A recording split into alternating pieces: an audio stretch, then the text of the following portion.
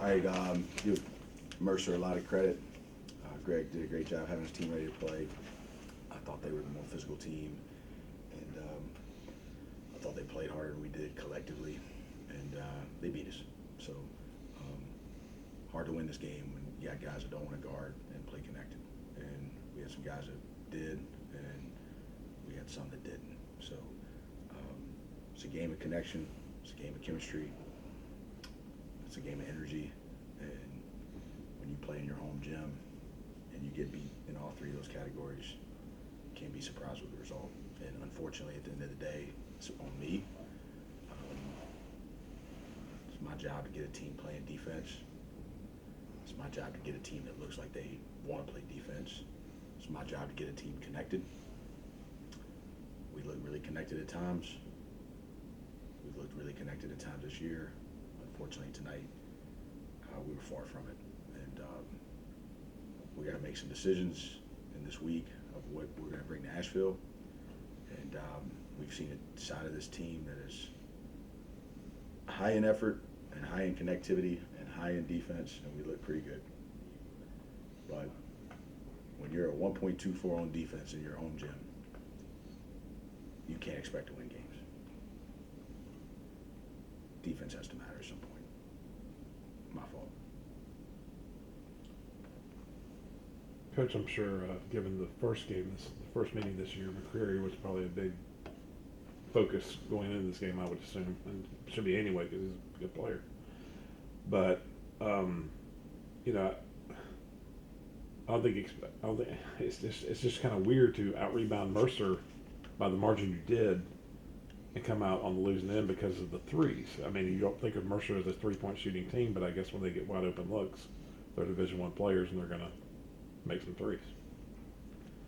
Did you see the wide open one Cobb got, the two? Yeah. Like low in the shot clock, right in front of their bench, and we have nobody there. Right.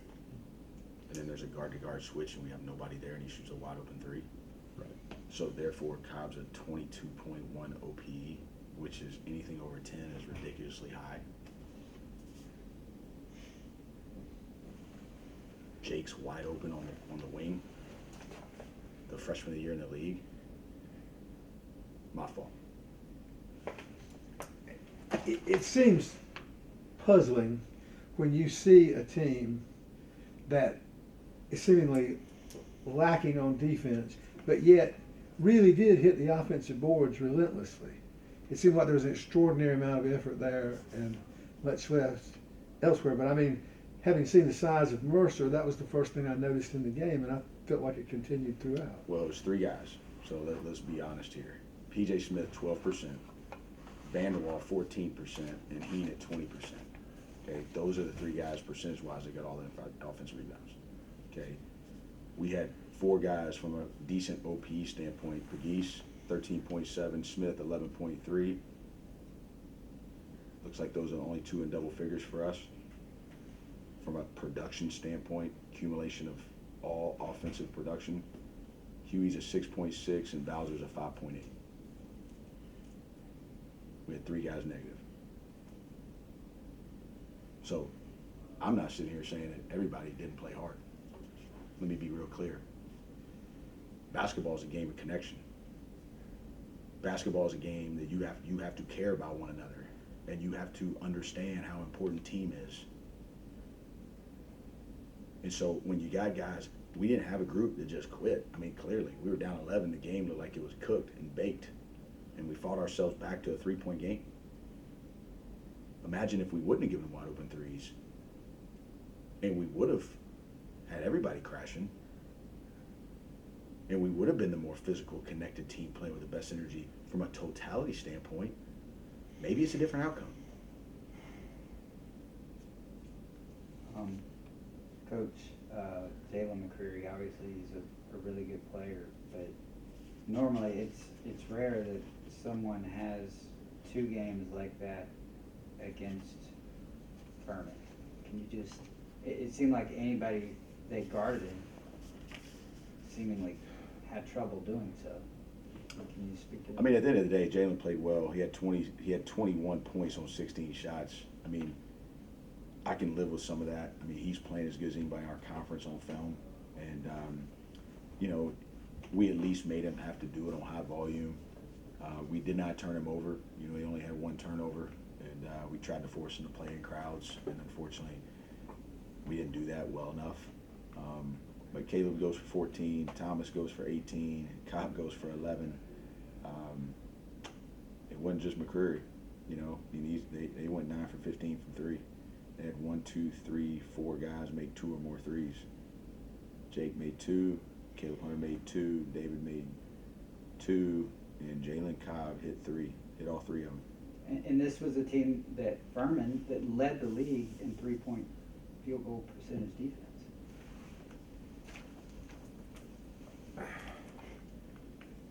Got to want to play defense. Coach, it's been kind of an interesting year of ups and downs and injuries and other stuff off the court and stuff. And obviously, this is not how you wanted to wrap up the regular season. But is there almost like are y'all going to try to maybe hit like a reset button, just in terms of trying to get refocused? Yeah, obviously this week, and obviously the focus has got to be on defense. But is it an overall refocus as well? Yeah, I mean, I think, Scott, our best version is really clear.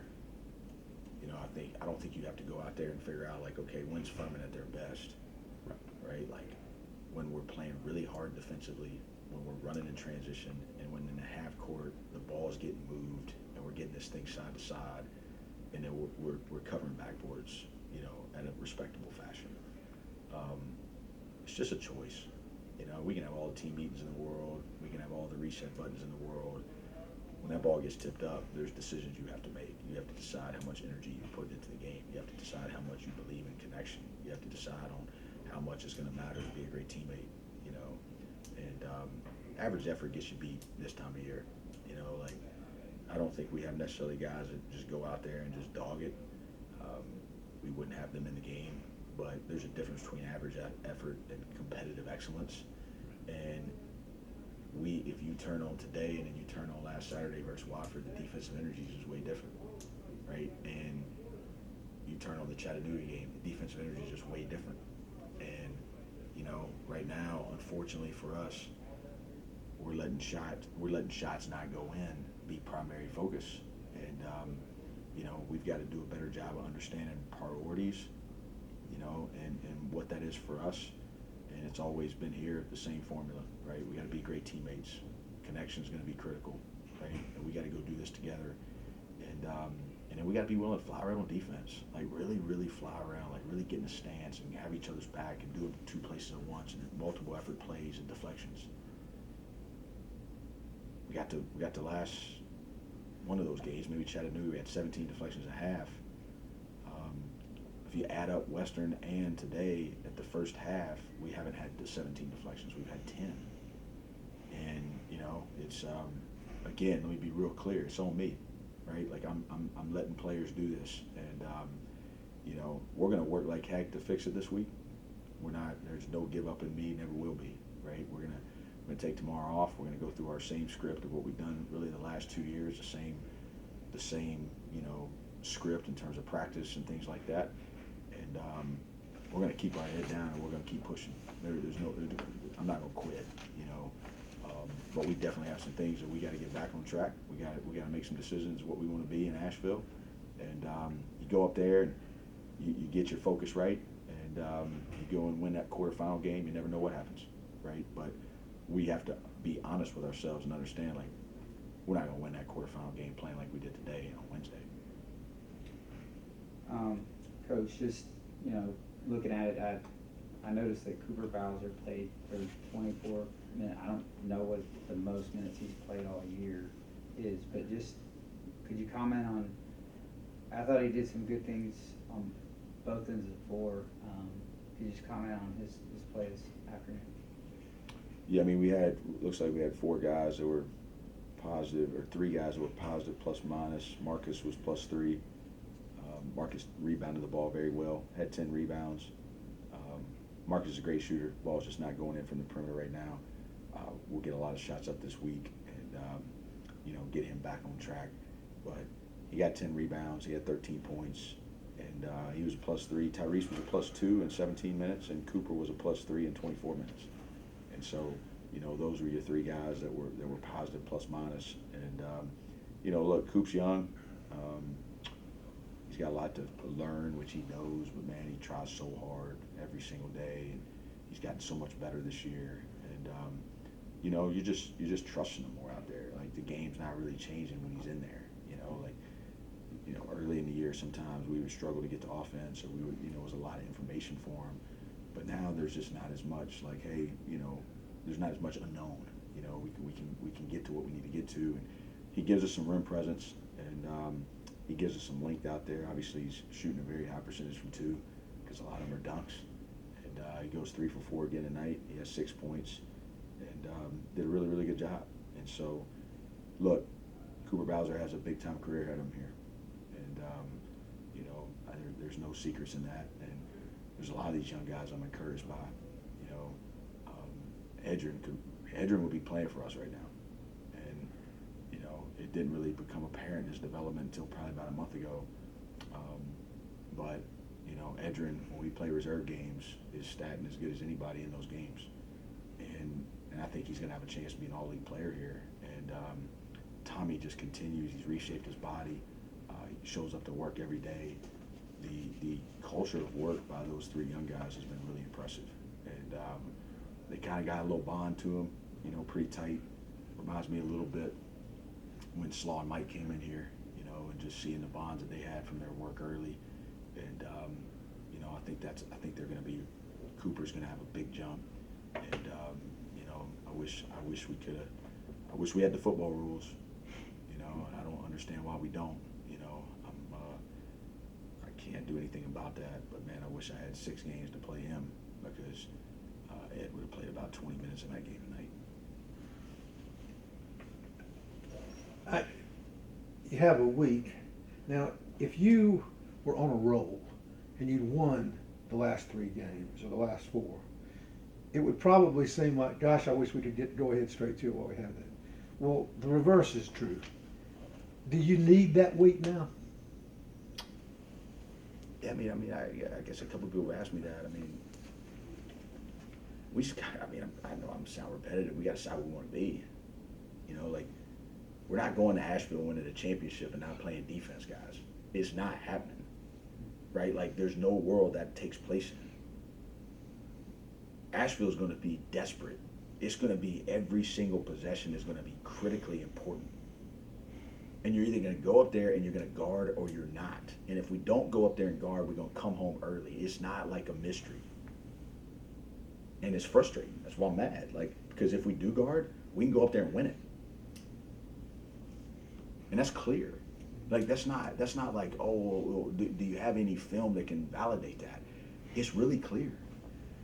But I've failed, and I've done a poor job getting this team to buy into that collectively. Got guys that are doing it. The biggest thing about this week is, can I get more doing it? Can I get a group that can totally buy into this? Because here's the other thing you need. You need depth up there. Can't have guys sitting over there on that bench trying to win 3 games in 3 days. You got to get guys that are willing to go put it on the line. You got to have some determined guys that are willing to fight. And, if this was just like, hey, we're not good enough, then hey, let's kumbaya this thing, and let's just, get our guys right and go up there and, see what we can do. But why I'm so frustrated is because we're letting the opportunity get away from us, that if we would just buy into playing the correct way as a group, and we would have players leading it out there and demanding it. This point in March, it's players got to lead now. Players got to decide what this team's going to be defined by.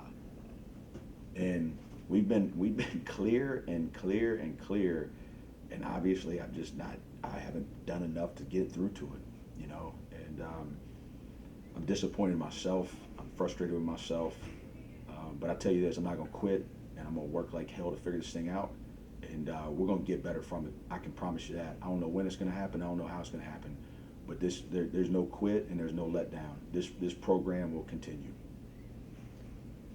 Coach, obviously everything was kind of where you're going to play next week was already predetermined going into today. You got smart kids. Was that a factor at all in your mind? No.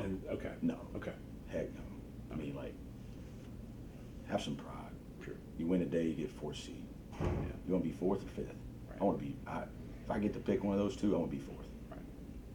Like, the momentum, we talked about it all week going into Asheville, how important it is, right? We lost 2 years ago at Sanford. We went and beat Citadel, got some momentum. Next thing you know, we're in the championship. Last year, we go down to Sanford, we win the league. Momentum, right? I think this game's important for that. And, you know, a couple years ago, COVID year, we go to Wofford, we lose at the buzzer on that offensive rebound, and then we lose in the quarterfinal game. I'm not saying that you can't, I'm not saying that if you lose today, you can't win in the tournament. I'm just saying it gives you more that you gotta crawl through, you gotta work through, right? You're not playing your best when you want to be feeling good about things. You want to be feeling like, hey, we're playing good ball. And, you know, we've let two get away here back to back, and, you know, it's the same story. It's the same story, you know. But we're going to rest up. We're going to fight like heck to figure it out.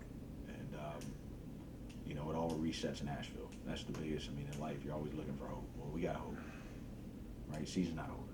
We got hope. We've shown that we can play with anybody in this league in a lot of different games. But it's a certain intensity and a certain defensive mindset, and it's a certain connection on offense that is paramount to how we have to be successful. And there's going to be no other way to get this done.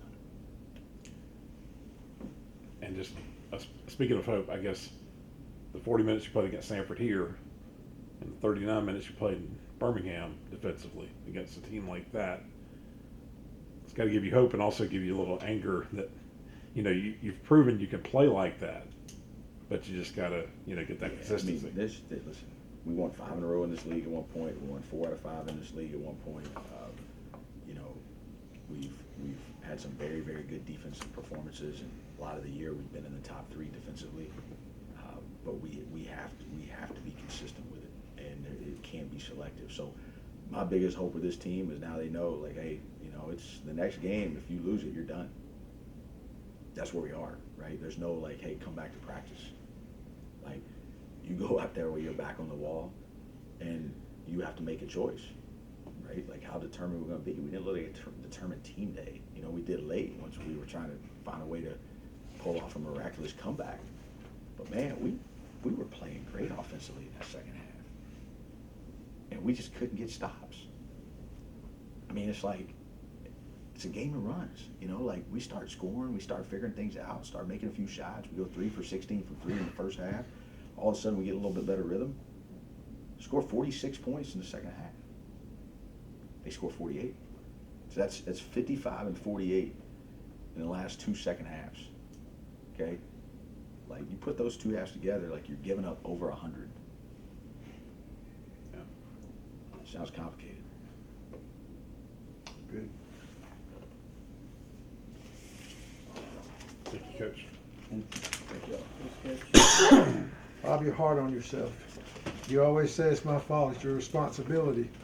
But the people under you,